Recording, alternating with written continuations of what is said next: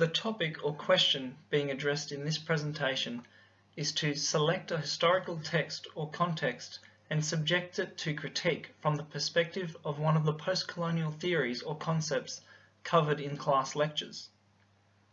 Because both our historical context and postcolonial theory have been chosen, the question can be more succinctly rewritten as subject Jamaica to a critique from the perspective of the postcolonial theory of hybridity.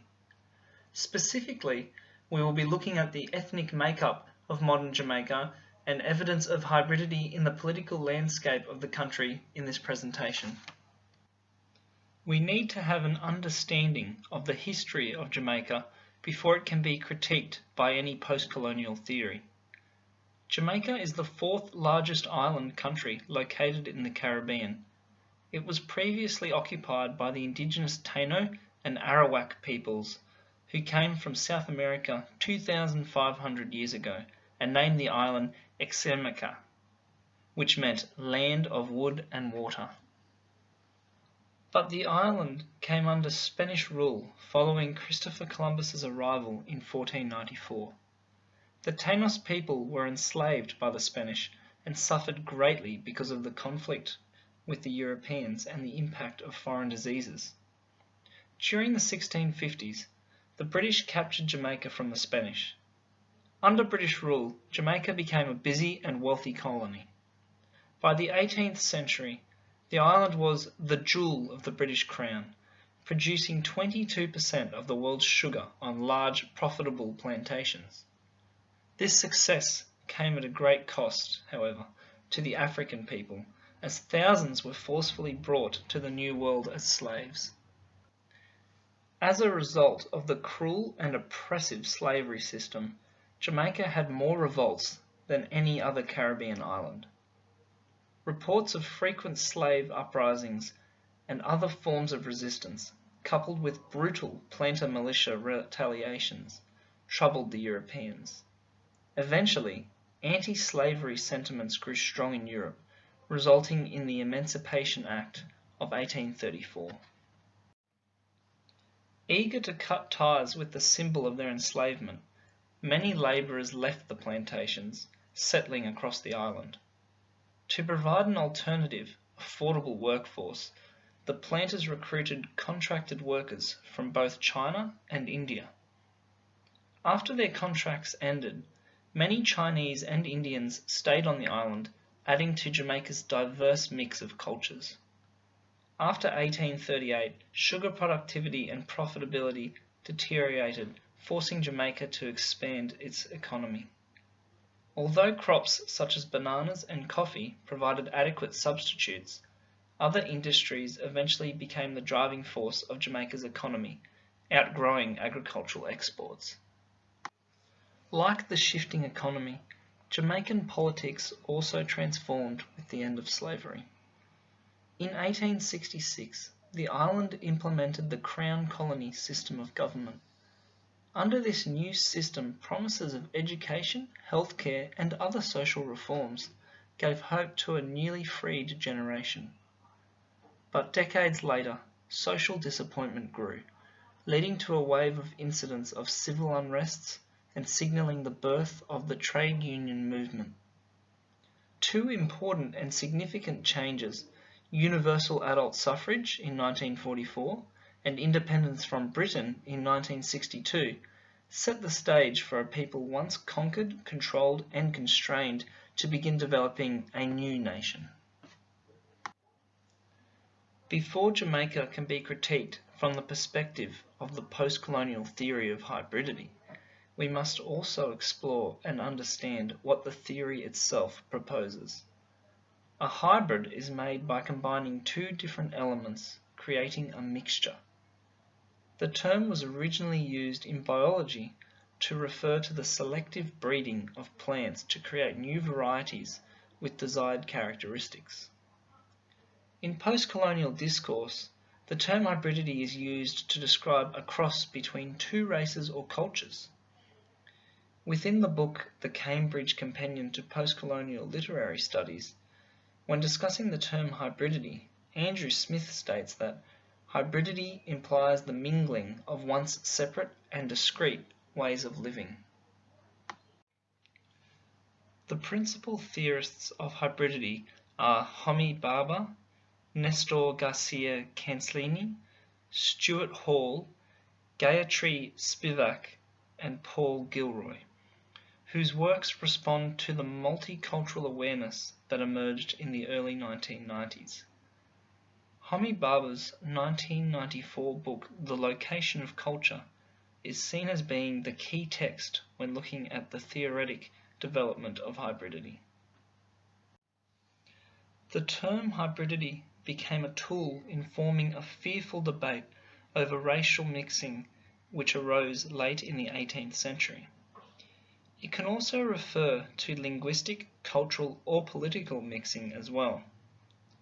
Hybridity is often used as a study of the effects that mixture can have upon identity and culture.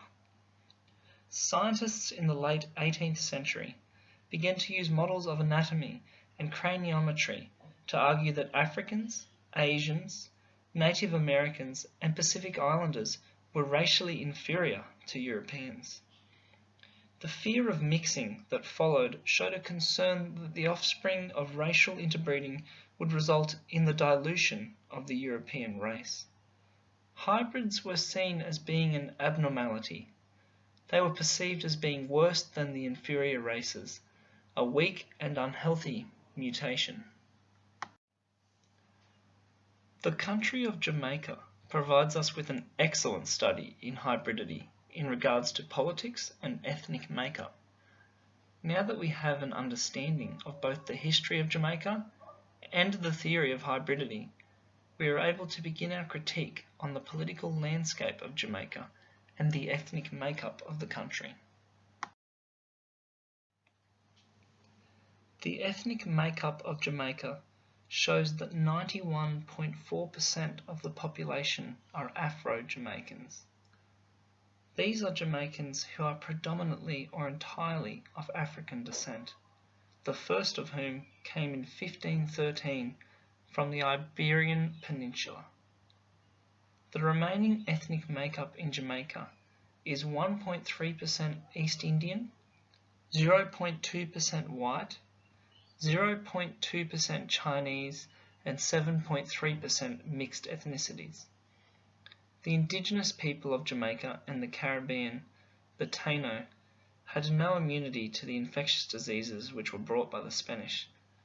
This resulted in them becoming nearly extinct as a culture. Hybridity is very evident within the Afro-Jamaican population, who make up more than 90% of the modern population of Jamaica.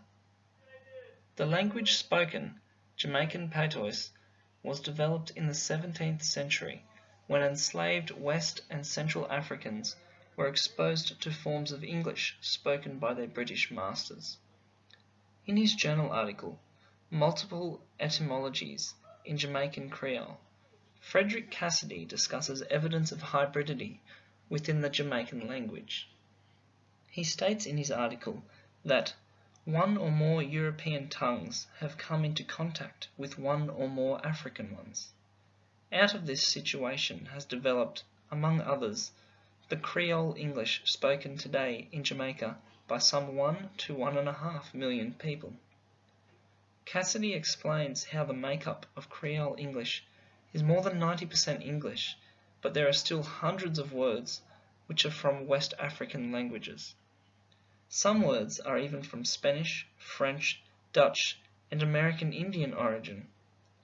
Within the ethnic makeup of modern-day Jamaica, we can clearly see the fusing and mixing of different languages, a clear sign of hybridity between different races. Perhaps our greatest examples of hybridity within Jamaica are found when looking at the political aspect of the country. We will begin by looking at the prominent political parties found in Jamaica. The two major parties which have dominated legislative elections since the country's independence are the Jamaica Labour Party, or JLP, and the People's National Party, or PNP. The JLP is the more conservative of the two parties and a member of the Caribbean Democrat Union. The PNP held to a moderate socialist program and from its foundation sought responsible government and independence for Jamaica. Despite the often adversarial nature of Jamaican politics, there has been broad agreement in the areas of constitutionalism, public education, and social welfare. Having some common ground proves integral in maintaining certain aspects of Jamaican identity. There were a number of prominent politicians in Jamaica who fought for ideals such as equality and independence. During the first half of the 20th century, the most notable black leader in Jamaica was Marcus Garvey, a Labour leader and advocate of black nationalism. Garvey, rather than advocating independence for Jamaica and other colonies, promoted the Back to Africa movement, which called for everyone of African descent to return to the homelands of their ancestors. Garvey, to no avail, pleaded with the colonial government to improve living conditions for indigenous peoples in the West Indies. Nevertheless, he is regarded as being a national hero in Jamaica. The first Prime Minister of Jamaica was Alexander Bustamante. Early in his political career, he was a leader in activism against colonial rule and spoke out for striking workers who were mostly of African and mixed race descent, as was his mother. Bustamante developed a strong desire for Jamaica to become independent from Great Britain. He became the first Prime Minister of Jamaica once this was achieved in 1962. These two men were influential in the development of the modern Jamaican political landscape and identity. Neither of them being of white European ethnicity, they were prominent in gaining equality and rights for non-white Jamaicans. The following quote is a long one, but an extremely valuable one when looking at hybridity and politics. In The Location of Culture, Homi Bhabha states that the language of critique is effective not because it keeps forever separate the terms of the master and the slave, but to the extent to which it opens up a space of translation, a place of hybridity, figuratively speaking, where the construction of a political object that is new, neither the one nor the other properly alienates our political expectations, and changes, as it must, the very forms of our recognition of the moment of politics. Bhabha points out above that hybridity opens up a space where a new political object is constructed, one that is neither the colonizer or the other. In gaining its independence from Britain and forming its own constitution, Jamaica was indeed able to create a new political system, resulting in a state of hybridity within the political landscape of the country. The gradual modification of the Constitution of Jamaica provided for the creation of a unified country. Between the years 1944 and 1962, Jamaica saw its political patterns and structure of government shaped during a 2-decade period of constitutional decolonisation. After Norman Manley was elected Chief Minister in 1955, he sped up the process of decolonisation via several constitutional amendments. These amendments allowed for greater self-government and established a cabinet of ministers under a Prime Minister of Jamaica. An important change to the Constitution was the granting of universal adult suffrage, which undid the high voter eligibility standards which had been put in place by the British. Creating this equality in voting was a massive step towards unifying Jamaica and creating an identity for all Jamaicans. Slowly, Jamaica formed its own political identity, hence more evidence of hybridity. In her 2004 book, The Caribbean Postcolonial, Social Equality, Post-Nationalism and Cultural Hybridity, Shalini Puri, an expert on Caribbean postcolonial studies, discusses hybridity within the Caribbean islands. The sheer number and nuance of the Caribbean's accounts of hybridity, its diverse sources, modalities, and consequences are unparalleled in any other region of the world. As an archipelago, or an extensive group of islands, whose culture was forged in the crucible of colonialism and slavery, discourses of hybridity have been central to the Caribbean's political culture. In our look at the political culture of Jamaica, it is certainly evident that hybridity has become a common theme following a crucible of colonialism and slavery. In the political parties, past prime ministers, the constitution, and the political struggles towards independence within Jamaica, a common theme is the mixing of views from different races and cultures to form a new set of beliefs. These resulting views show evidence of the mixing of once separate and discrete ways of living, a definition of hybridity provided earlier in this presentation.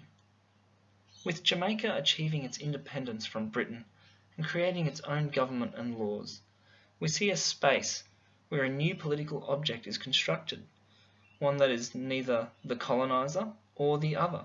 We can see clear evidence of hybridity. The history of Jamaica is a fascinating study. Very separate ethnic groups have been forced to mix over centuries of interaction, which has involved both slavery and conflict. Through these times of turmoil, however, a new culture and set of ethnic groups has emerged. The ultimate result for Jamaica has been a nation which has formed its own identity, a hybrid of the cultures from its past.